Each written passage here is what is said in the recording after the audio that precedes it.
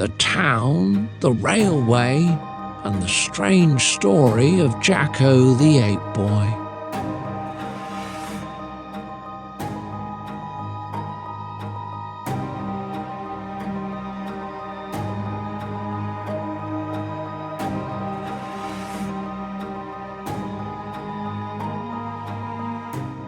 Yale, British Columbia.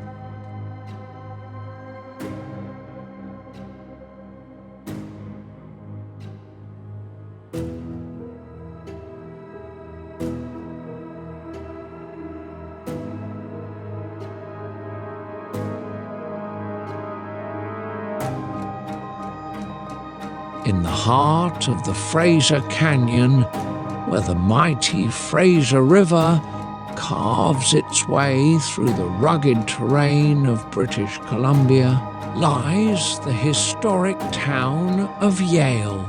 Once a bustling epicenter of the Fraser Canyon gold rush in the 1850s, Yale became synonymous with the construction of the Canadian Pacific Railway in the late 19th century.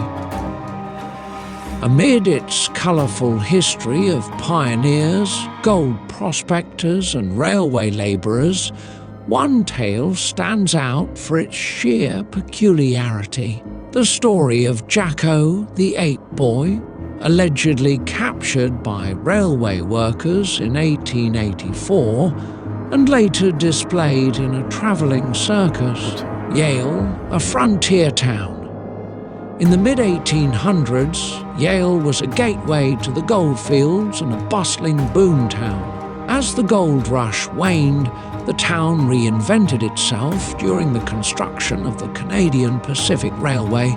Labourers from around the world, many of them Chinese immigrants, braved treacherous conditions to carve a path through the mountains. Yale became a focal point for railway activity, a place where hard work met the wild mysteries of British Columbia's untamed wilderness.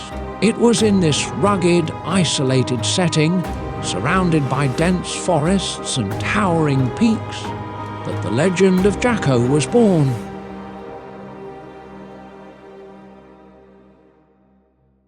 The region's indigenous peoples had long told stories of Sasquatch-like creatures inhabiting the area, and these tales, combined with the frontier spirit of the time, created fertile ground for strange happenings. The capture of Jacko.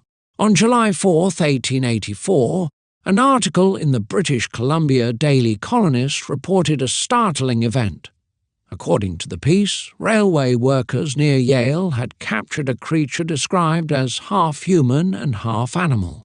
Dubbed Jacko, the creature was said to be around 4 feet, 7 inches tall, with a body covered in thick, dark hair. Witnesses claimed Jacko had long arms, a slightly hunched posture, and a face that bore an uncanny resemblance to that of a human. The story detailed how the workers had found Jacko wandering near the railway tracks and subdued him after a brief but intense struggle. Once captured, Jacko was reportedly brought into the town of Yale and placed in a holding cell. Crowds gathered to see the enigmatic being, and whispers of his origins spread quickly. Some speculated that Jacko was a juvenile Sasquatch, while others dismissed him as an escaped circus animal or an elaborate hoax.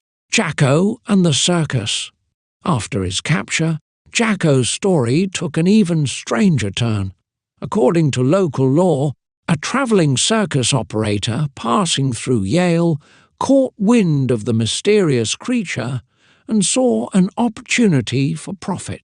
The operator reportedly purchased Jacko from the railway workers and added him to the circus's lineup as a living wild man of the woods. Jacko's presence in the circus drew large crowds as it travelled across North America.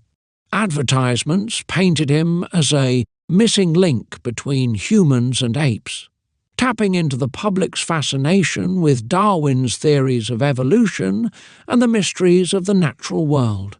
Accounts from the time describe Jacko as being displayed in a cage, where he would reportedly grunt, gesture, and interact with his handlers in ways that seemed both animalistic and eerily human. However, as with much of the Jacko story, hard evidence is elusive. No photographs, detailed records, or first-hand accounts from reliable witnesses have surfaced to confirm these events. Over time, the tale of Jacko in the circus became more folklore than fact, with each retelling adding new layers of embellishment, a legacy of mystery. The story of Jacko the Ape Boy has become a part of Yale's rich tapestry of history, blending the town's frontier roots with its status as a place where fact and myth often intertwine.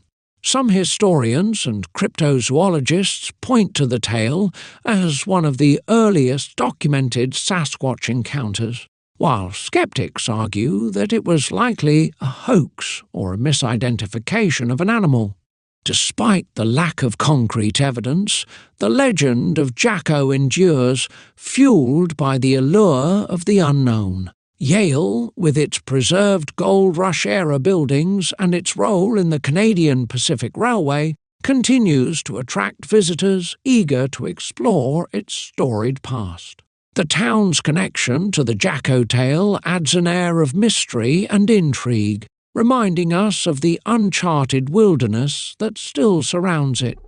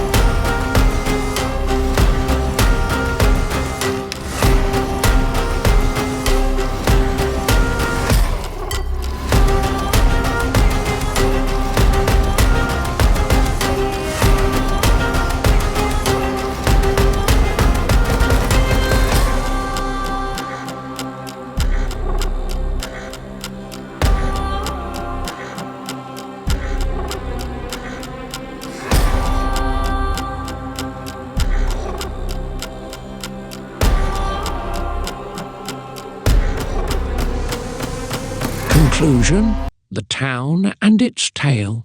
Yale, British Columbia, stands as a testament to the resilience and resourcefulness of those who shaped Canada's frontier. Its history is marked by dramatic transformations, from a gold rush boom town to a key railway hub, and by stories that capture the imagination. The tale of Jacko the Ape Boy, whether fact or fiction, remains one of the town's most curious chapters. It speaks to a time when the boundaries between science and superstition, reality and myth, were still being defined. For Yale, Jacko represents more than just a strange story. He embodies the spirit of a place where the extraordinary always seems possible.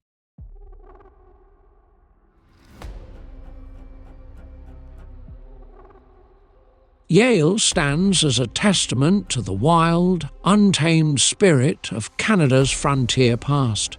Founded during the Fraser Canyon gold rush of the 1850s, the town became a bustling hub for prospectors, trappers, and adventurers. Yale was a place of rugged individualism, its dirt streets and wooden buildings brimming with the excitement of new fortunes and whispered tales of the unexplained.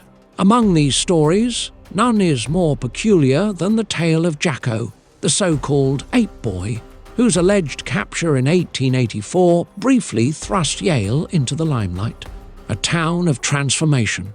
By the late 19th century, Yale had evolved from a rough-and-tumble gold rush town into a key stop along the Canadian Pacific Railway.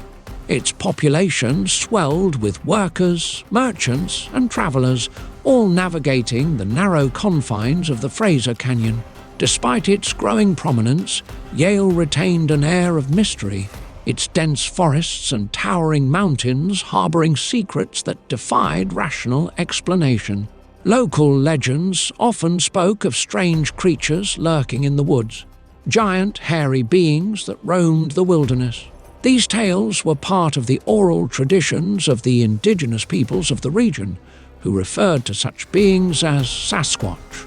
While the settlers largely dismissed these accounts as folklore, they set the stage for one of Yale's most bizarre stories. The capture of Jacko. The story of Jacko first appeared in the British Columbia Daily Colonist on July 4, 1884. According to the article, railway workers near Yale claimed to have captured a creature that was half human and half animal. Described as a small, hairy ape boy, the creature was reportedly found near the railway tracks and subdued after a brief struggle. The article painted a vivid picture of Jacko, a 4'7" being covered in black hair, with long arms and a stooped posture. The story quickly spread, fueling both fascination and skepticism. Some believed Jacko was evidence of a new species, perhaps a young member of the legendary Sasquatch. Others speculated that he might be an escaped circus animal or even a hoax concocted by bored workers seeking attention. Despite the excitement, no photographs or physical evidence of Jacko were ever produced, leaving his existence shrouded in mystery. A brief public life. As the story goes, Jacko was brought to Yale, where he was kept in a local jail for several days. Crowds reportedly gathered to catch a glimpse of the creature, whose behaviour was said to oscillate between animalistic and strangely human. Some accounts claim that Jacko communicated through a series of grunts and gestures, while others insist he showed signs of understanding spoken language. Curiously, the story of Jacko seems to vanish as abruptly as it appeared. No follow-up articles were published, and no credible witnesses came forward to verify the tale. Some historians suggest that Jacko was never captured at all, his story fabricated by a journalist seeking to capitalize on the growing interest in cryptozoology and frontier curiosities. The legacy of Jacko. While the story of Jacko the Ape Boy faded into obscurity, it left a lasting mark on Yale's cultural landscape. Over the years, the tale has been retold and embellished, finding its place in the larger narrative of Sasquatch lore. Cryptozoologists often cite Jacko as one of the earliest recorded sightings of a Sasquatch like being in Canada, though skeptics remain unconvinced. Yale itself has embraced its strange history.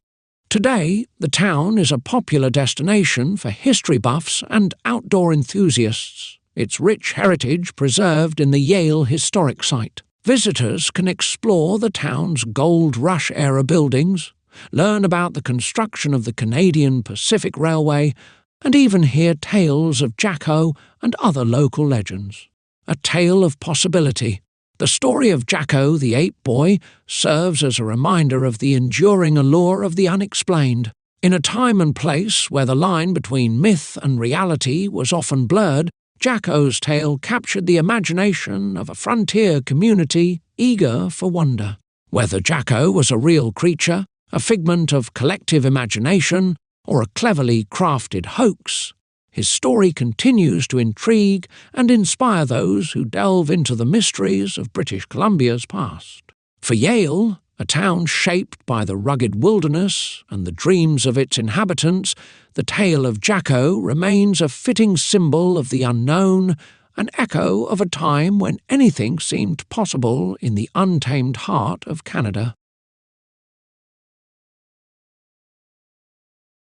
Two men rowed silently through the foggy waters of Harrison Lake, their grim cargo wrapped in oiled canvas at their feet. Jacko's lifeless body, once the star of the travelling circus, was now a secret too dangerous to leave in the open. The mountains loomed darker and steeper with every mile they travelled, the air growing colder and the forest thicker. The men exchanged no words, but both felt the heavy weight of unease pressing on their shoulders. They had been instructed to bury Jacko far from prying eyes, where no one could find him, but as the hours dragged on, an unspoken fear began to gnaw at them. It was not only the isolation of the wilderness, but the eerie sense that they were being watched. When they reached a hidden inlet, they dragged the bundle ashore and began digging a shallow grave beneath an ancient cedar tree. The ground was stubborn and cold, but their haste made the work sloppier than they intended. As they finished, a low wind hissed through the trees, carrying with it a sound that made their blood run cold, a deep, mournful howl that seemed to echo from every direction. The men froze, shovels in hand, as the forest fell deathly silent. Then, faintly at first, but growing louder, came the sound of heavy, deliberate footsteps. The men turned toward the sound, their lantern trembling in their hands. From the shadows emerged a hulking figure, its eyes reflecting the faint light with an unholy glow. It was massive, covered in matted fur, and its face bore an uncanny resemblance to the creature they had just buried. "No, it can't be," one of the men whispered, his voice shaking. The figure stepped closer, its breath visible in the frosty air, and let out a guttural growl that reverberated through the trees. The lantern fell to the ground, plunging them into darkness save for the pale light of the moon breaking through the clouds. The next morning the boat was found drifting in the middle of the lake, empty. No trace of the men or Jacko's body was ever found. To this day, locals claim to hear strange cries echoing through the mountains on cold, misty nights. Some say it's the mourning of a mother, others a warning to those who dare disturb the secrets of the wild. But those who truly know the tale believe that Jacko's kind came for him that night and took their vengeance.